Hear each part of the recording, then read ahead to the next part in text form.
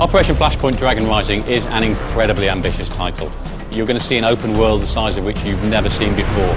You're going to be able to interact with everything that's in that world. It was an incredibly difficult game to develop.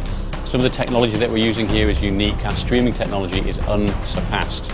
Visual effects are very important in Operation Flashpoint. The main reason is because we want to really get across the violence and awe that modern ordnance creates. We use several different things to really sell the impact of this modern ordnance. The main one is our particle effects, and we have a custom written tool that lets us rapidly iterate and create many effects. We've got around 200 in the game at the moment. Some of these effects might be a burning tank, huge explosion caused by off-board support, artillery for example. We've also got lots of different impact effects with bullets striking all sorts of different surfaces. We use a technique called cube-mapped particles. Cube-map is a spherical texture. It essentially makes a particle look like it rolls like a ball. We can actually make it look like it's three-dimensional. Something as simple as smoke comes in lots of different flavours in our game. You've got smoke grenades which are used to cover infantry when they're assaulting, and then you've got things like smoke plumes from burning tanks which stay in the environment for quite some time. In Flashpoint, smoke can obscure various different targets including yourself. This is great for stopping laser rangefinders as well. Also, there are various different coloured smokes. This is something that people will be able to use to designate targets and things in co-op play. Smoke's also used tactically. In a tank you can launch smoke shells and basically create a mask for enemy lasers, so it's harder to shoot the tank using a modern weapon system. Of course, we've modelled things like thermal vision systems.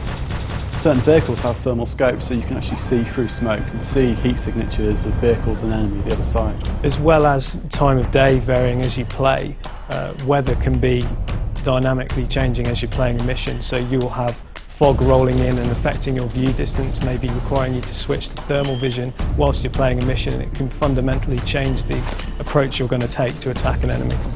To really sell the experience of being an infantryman and on the floor and getting shot at, we couldn't just use visual impacts on the ground. It wasn't enough. It didn't really sell the immediacy of actually getting shot at. So we came up with a screen effect system. When you're shooting something nearby, you get the effect of things hitting you, like kind of dust or water or blood splattering on the camera. The grime of war is just hitting you. If you get shot, there's a visual effect on the character that shows blood, and it starts off as a small patch and then spreads slowly across the body. I think one of the strongest parts of the game, indeed one of the strongest characters in the game, is the island itself. The environment, the lighting, the time of day, the foliage, the whole thing. It's a massive area, and it's a size that you've never seen before on a console. You can strip the scene down to a basic surface and light that surface on its own, and that's quite straightforward to do.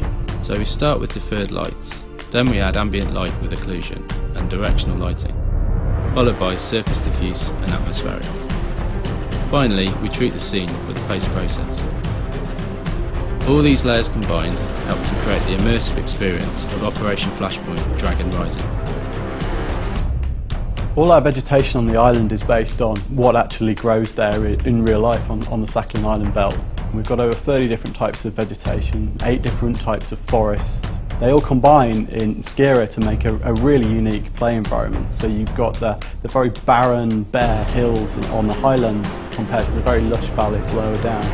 The grass and plants are all placed using a procedural system that executes in real time as you wander around the island. This environment, this level of realism, this atmosphere that we generate will bring you closer to war than you've ever been.